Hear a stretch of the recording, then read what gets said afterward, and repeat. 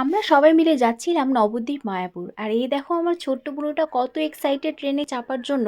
মা আর মামি ট্রেনে বসে গল্প করছিল আর কয়েক ঘন্টা পরেই আমরা পৌঁছে গিয়েছিলাম নবদ্বীপ ধাম। তো নবদ্বীপ ধামে নেমেই আমরা সকালবেলা এই দুষ্টু সোনাগুলোকে বিস্কিট দিচ্ছিলাম।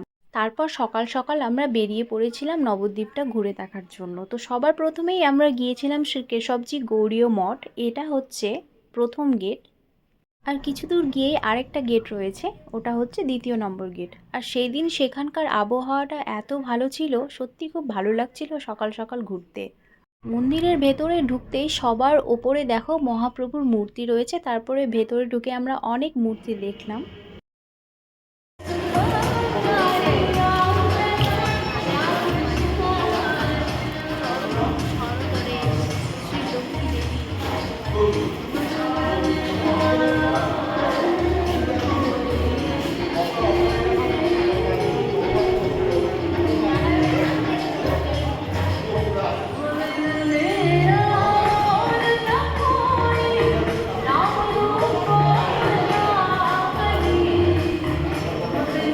তো তোমাদেরকে আমি মন্দিরের ভেতরটা ঘুরে দেখালাম।